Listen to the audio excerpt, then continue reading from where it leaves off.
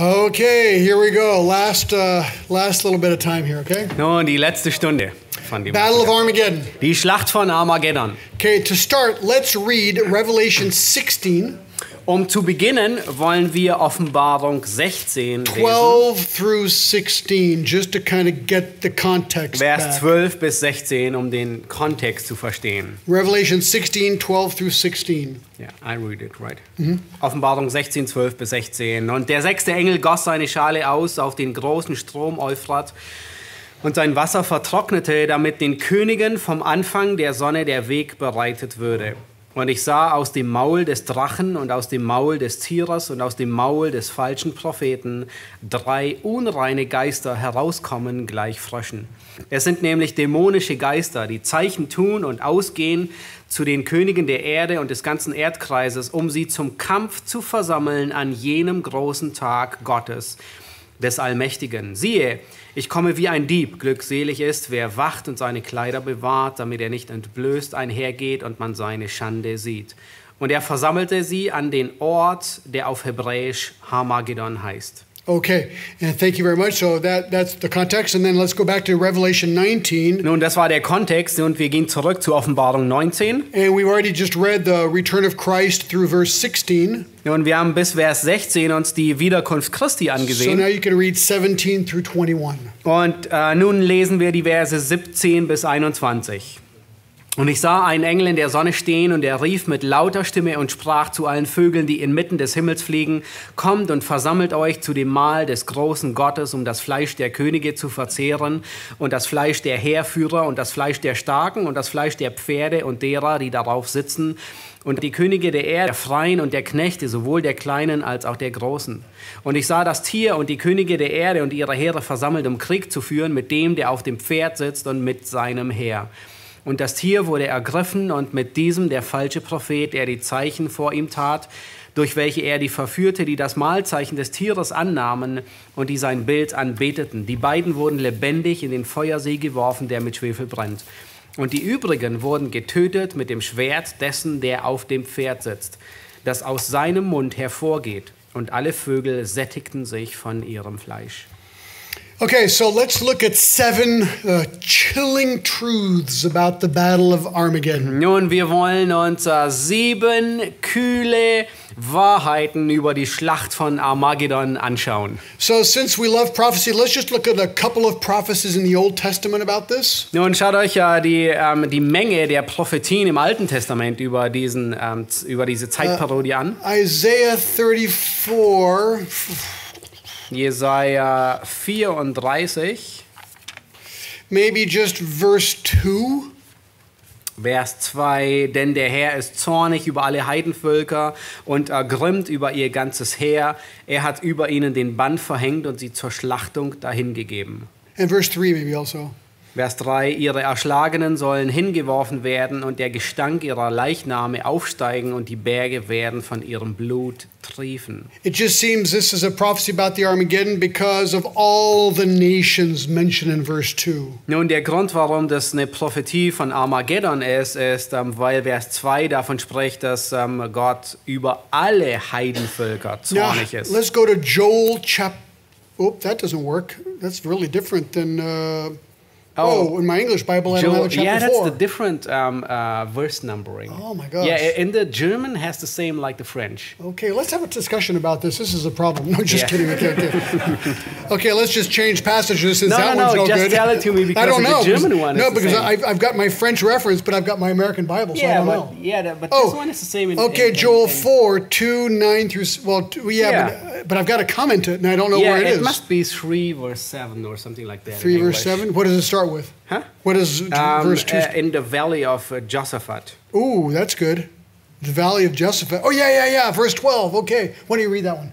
Just this verse? Let the nations be aroused, okay? Ja, da Joel 4, Vers 2. Da werde ich alle Heidenvölker versammeln und sie ins Tal Josaphat hinabführen und ich werde dort mit ihnen ins Gericht gehen wegen meines Volkes und meines Erbteils Israel, weil sie es unter die Heidenvölker zerstreut und mein Land verteilt haben. Did you do 13 also?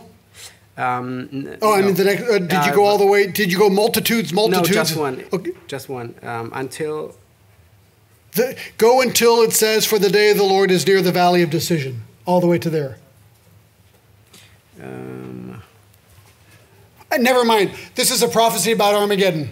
Ja, und das ist eine Prophetie über Armageddon. Let's go to Zechariah 14. Lass uns zu Oh, we Sacharja. just saw Zechariah 14. Forget it. Wir waren in Sacharja And we 14. just read, okay, so basically there's a whole bunch of prophecies about Armageddon, okay? Der Fazit ist, dass es gibt jede Menge Prophetien über das Ereignis von Armageddon. And so let's just move on. I think it'll be a little better, okay?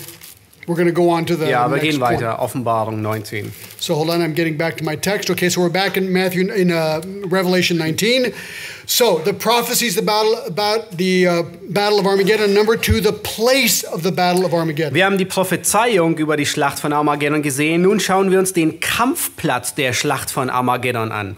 And the name Armageddon, which we've seen several times, appears in several places. Wir haben bereits gesehen, dass der Name Armageddon oder Harmageddon an verschiedenen Stellen vorkommt. Har means mountain or hill. Ja, Har bedeutet Berg oder Hügel. And Megiddo is a place, Und Megiddo ist ein Ort, eine Stadt. but it seems to mean to crush or to kill Aber es bedeutet zu zerstören oder zu töten or to massacre from above. oder zu zerschlagen oder von oben zu massakrieren. So what's cool is, we can take this down here. This is finished. Okay.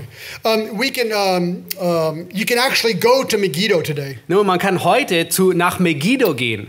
It's a tell. It's a big hill like this, and it's a ruin. Nun, es ist ein Tell, ein Hügel, eine Ruine. And they still have the water system, so you can go down the steps and look at it. It's really interesting. Ja, es gibt dort immer noch das Wassersystem und man kann die Treppen hinuntergehen und sich das anschauen. And the plain of Megiddo, that big valley we saw earlier in the picture, Die Ebene von Megiddo, das Bild, das wir früher in der Grafik it's gesehen haben, 35 kilometers by 25 kilometers. ist 35 mal 24 Kilometer. And here the roads between Egypt and Babylon and Nineveh cross. Und hier schneiden sich die Wege zwischen Egypt, Babylon, Nineveh, Ägypten, Ninive und Babylonien. but also Jerusalem and Tiberias, Auch von Jerusalem und Tiberias. also between Damascus and Antioch. Und auch zwischen Damaskus und Antiochia. And as I said earlier, Napoleon felt this is the greatest battlefield in the world. Nun, wie ich vorhin schon sagte, Napoleon dachte, das ist das großartigste Schlachtfeld der ganzen Welt. The annals of ancient Egypt said that Megiddo is as important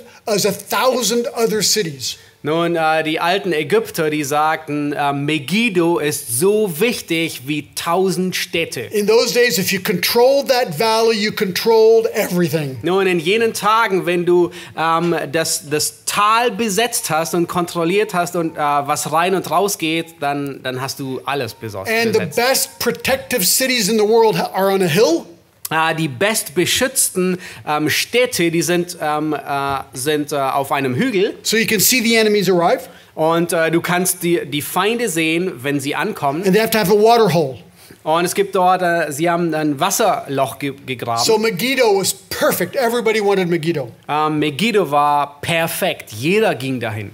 So that is where this is going to happen. Nun, und dort wird diese Schlacht stattfinden. Number 3, the invitation to the Battle of Armageddon.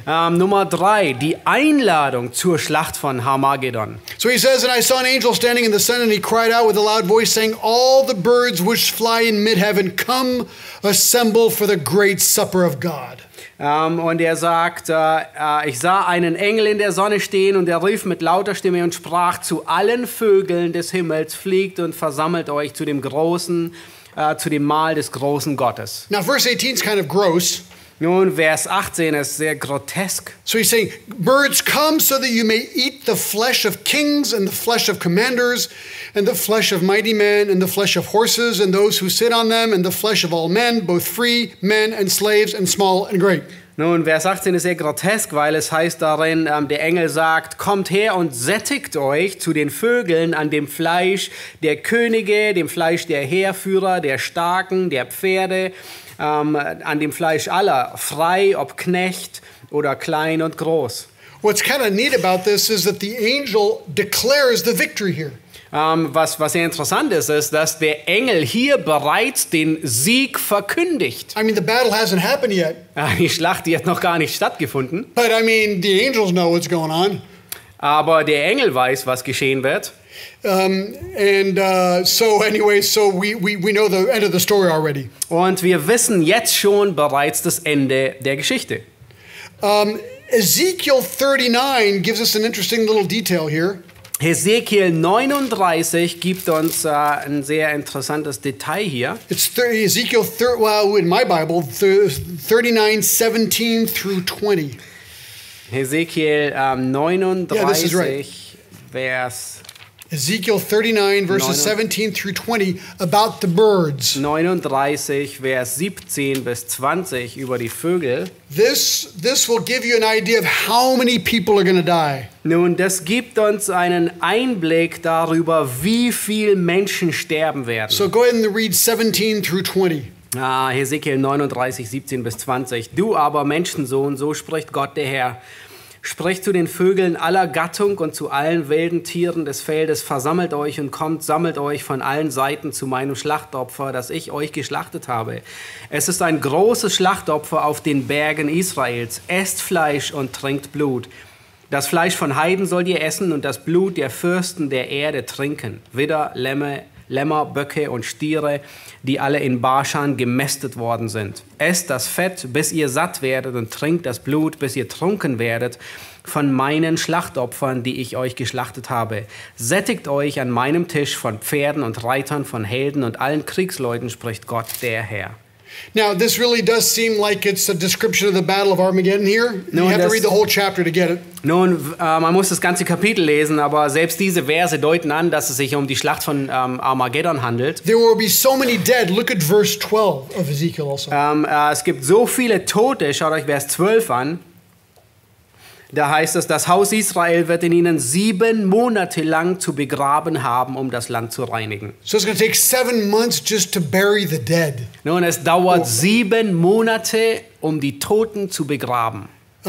Also, it's interesting, birds in Israel. I mean, Israel is a very important bird place. Nun, ihr müsst darüber nachdenken, hier über Vögel und Israel. Israel ist ein sehr wichtiger Ort, eine Brutstätte für Vögel. The bird migration in Israel has been called the 8th wonder of the world. I did not know Nun, that. die Vogelwelt in Israel wird als das 8. Weltwunder bezeichnet. More than 500 species of birds pass overhead almost every year. Fast 500 Arten von Vögeln überfliegen jedes Jahr Israel. They go from Europe to Africa and back. Nun, sie gehen von Europa nach Afrika und wieder zurück. So 500 million birds pass through Israel. 500 Millionen 500 million birds. Vögel ziehen jedes Jahr durch Israel durch. Apparently they have to work the airplanes in a special way during these times because it can be dangerous. Oh, in diesen Zeiten, wo die Vögel fliegen, müssen die Flugzeuge ganz bestimmte Routen einhalten, um nicht hineinzugeraten. Some species like the Levantine hawk, which is like an eagle, Manche Spezien, ähnlich wie ein Adler, their entire population flies over Israel once a year. oh, die ganze Bevölkerung dieser Art fliegt in diesem Jahr über Israel. So I don't want to give this a natural interpretation, but I think this is a natural thing. Ja, nun, ich möchte nicht eine natürliche Auslegung geben, aber ich denke, das ist ein natürliches Ereignis, das hier geschieht. I mean, I do want to give it I think it's a literal interpretation. That's what I'm trying to say. Nun, der Punkt ist, ich denke, das ist eine wortwörtliche Auslegung. I mean, why would he be asking the birds to come and eat the flesh? Nun, warum würde der Engel die Vögel bitten, zu kommen und das Fleisch zu Maybe essen? because there's already 500 million of them there. Nun, möglicherweise, weil es 500 Millionen davon gerade gibt. So I can't imagine a more gloomy invitation. Nun, ich kann mir kaum eine noch glamouröse Einladung vorstellen. In chapter 19, we have the marriage supper of the Lamb.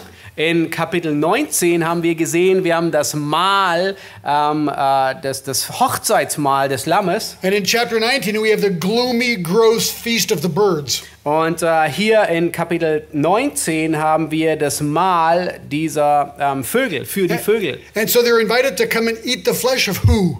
Und sie sind eingeladen, um das Fleisch von wem zu essen? Kings, von Königen, commanders, von Heerführern, mighty men, von starken horses, Pferden, the riders of the horses, den those who sit on the horses, Reitern, the flesh of all men, das Fleisch von allen, free men and slaves, Freie und Knechte, small and great. kleine und große. No one is spared. Niemand ist verschont. So God invites, Gott lädt ein, Jesus will kill, Jesus wird töten and the birds will eat. und die Vögel werden essen. That's a simple summary of the Battle of Armageddon. Nun, das ist eine kurze und einfache Zusammenfassung von der Schlacht von Armageddon. Number 4, the purpose of the Battle of Armageddon. Nun, Nummer 4, die Absicht von der Schlacht von Armageddon. Well, verse 19, I saw the beast and the kings of the earth and their armies assembled to make war against him who sat upon the horse and against his army. Und Vers 19, und ich sah das Tier und die Könige der Erde und ihre Heere versammelt, um Krieg zu führen mit dem, der auf dem Pferd sitzt und mit seinem Heer. So the purpose is very clear. Nun, der Zweck, der ist sehr einfach. To make war on him who sits on the horse and his army. To make war with Jesus. Sehr klar, nämlich um den zu bekämpfen, der auf dem Pferd sitzt, nämlich Jesus Christus. And so who are the belligerents or the bad people of the Battle of Armageddon? Nun, hier kommen die bösen Menschen von Armageddon. Well, verse 19 tells us the beast, the kings of the earth and their armies. Vers 19 sagt uns das Tier und die Könige der Erde.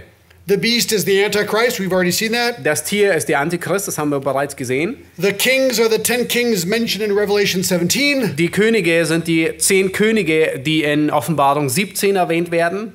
Do you remember that Satan, the Antichrist and the false prophet, Und ihr erinnert euch an Satan, den Antichristen und den falschen Prophet? they use demons to go gather the kings of the earth. Nun, sie benutzen Dämonen, um alle Könige der Erde zu versammeln. In Revelation 16. In Offenbarung 16. So they all come to the valley of Armageddon for this battle. Und sie alle kommen ins Tal von Armageddon für diese Schlacht. And it says on top of that in verse 19, and their armies. Und obendrauf heißt es, dass sie mit ihren Heeren kommen werden. What's really crazy about this whole thing Nun, was wirklich verrückt ist, is verse 19 where it says that they all come to make war against Jesus. ist, dass sie alle kommen, um Krieg zu führen gegen Jesus. So they know he's coming back. Sie wissen, dass er zurückkommt. And they gather all these armies and they all go waiting for Jesus to come back. Und sie versammeln alle Heere und gehen hin und warten, dass er zurückkommt. That's their objective. They're there waiting for him to come back. Nun, das ist ihr Ziel. Sie warten, dass er zurückkommt. And they're convinced they're going to win. Und sie sind überzeugt, dass sie gewinnen werden. I mean, talking about delusion. Nun, das ist eine Verblendung. And why didn't they read the book of Revelation before? Warum haben sie vorher nicht die Offenbarung It's gelesen? just really kind of mind-boggling here. Nun, das ist einfach unverständlich. So there's a question I'm going to answer later on, but not now. Das ist eine Frage, die ich später beantworten werde, nicht jetzt. Where does Gog and Magog come in? Nun, wo kommt Gog und Magog hier ins Spiel? There's several answers to this. Ja, es gibt mehrere Antworten darauf. Because Ezekiel 38 and 39 talk about Gog and Magog. Nun, Hesekiel 30 und 39 sprechen von Gog und Magog. And we'll see it again in Revelation 20. Und wir sehen es wieder in Offenbarung 20. And so some believe that this is Gog and Magog. Nun, manche denken, dieses Ereignis hier ist Gog und Magog. Others believe at the end of the millennium there'll be a final battle called Gog and Magog. Und manche nehmen an, dass am Ende, nach dem 1000-jährigen Reich, eine endgültige Schlacht sein wird, die Gog und Magog genannt wird. So I think we'll deal with that later on. Und wir werden uns nachher damit auseinandersetzen. The result of the Battle of Armageddon. Nun, was ist der Ausgang der Schlacht von Armageddon? Verse 20 and 21. Vers 20 und 21. So the beast was seized, and with him the false prophet, Nun, das Tier wird ergriffen und mit ihm der falsche Prophet, who performed the signs in his presence by which he deceived those who had received the mark of the beast and those who worshipped his image. der das Zeichen vor ihm tat, durch welche er die verführte, die das Mahlzeichen des Tieres annahmen. So, the Antichrist and the false prophet are seized. Nun, der Antichrist und der falsche Prophet, sie werden ergriffen. That means they were there, probably in the Battle of Armageddon, of Nun, das course. bedeutet, dass sie offensichtlich dort waren, mitten in der Schlacht. Verse 20, and The two were thrown alive in the lake of fire, which burns with brimstone. Und die beiden werden lebendig in den Feuersee geworfen, der mit Schwefel brennt. So what we find out is that there is a lake of fire. Nun, was wir feststellen ist, es gibt einen Feuersee. It does burn. Er brennt With brimstone. Mit Schwefel. People can be thrown in it. Menschen können hineingeworfen werden. Alive. Lebendig. That's what it says. Das ist, was der Text sagt. And the rest were killed with the sword which came from the mouth of him who sat upon the horse, and all the birds were filled with their flesh. Und die übrigen werden getötet mit dem Schwert dessen, der auf dem Pferd sitzt und aus seinem Mund hervorgeht, und alle Völker sättigen sich an ihrem Fleisch. So that means everybody seems to be killed, everybody. Nun, es sieht so aus, dass jeder umgebracht wird, Except for the Antichrist and the false prophet, außer der Antichrist und der falsche Prophet. and they are sent alive into hell. Und sie werden lebendig in die Hölle geworfen. And that is actually the result of the Battle of Armageddon. Nun, das ist das Ergebnis, der Ausgang der Schlacht von Armageddon. And for those who wonder if hell is true or not, Nun, für diejenigen, die sich fragen, ob die Hölle real ist oder nicht. this is the best way to answer this quickly. Nun, der beste Weg, das kurz zu beantworten, Matthew 25:41. Matthäus 25, Vers 41. Because I want to show you something very interesting. Na, dort, ich will euch was sehr Interessantes Oh, zeigen. that was actually not the verse I wanted. It's in my French Bible. But anyway, this is a good one too. Then he will say to those one is left, depart from me, accursed ones, into the eternal fire, which has been prepared for the devil and his angels. Matthäus 25, 41. Dann wird er auch zu denen zur Linken sagen, geht hinweg von mir, ihr Verfluchten, in das ewige Feuer, das dem Teufel und seinen Engeln bereitet ist. And so we see that actually this was prepared for the devil and his angels. Und wir sehen, dass die Hölle für den Teufel und seine Engel bereitet ist. But the verse I was thinking about is verse 46. Which one? Verse 46. 46, aber der Vers, über den ich nachdachte, war 46. This is the best verse to see whether hell exists or not. Das ist der beste Vers, um festzustellen, ob es die Hölle gibt oder nicht. Jesus says, and these will go away into eternal punishment, but the righteous into eternal life. Und Jesus sagt, sie werden in die ewige Strafe hingehen, die Gerechten aber in das ewige Leben. The word eternal appears twice. Nun, das Wort ewig taucht hier zweimal auf. And it's the same word. Und es ist dasselbe Wort. So everyone agrees about eternal life. Jeder stimmt mit ewigem Leben überein.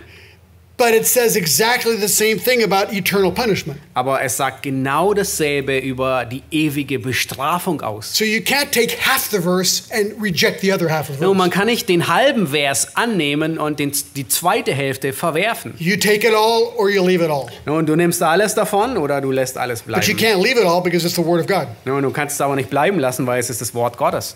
And so what should our reaction be? Nun, was sollte unsere Antwort darauf sein? Well, if unbelievers read this, they should repent. Nun, wenn Ungläubige das lesen, dann sollten sie Buße tun. And 2 Peter 3:11 says that we should live in holy conduct. Und 2. Petrus 3, Vers 11 sagt, dass wir als Gläubige in einem heiligen Wandel leben sollen. And we should worship the Lord. Und wir sollen den Herrn anbeten.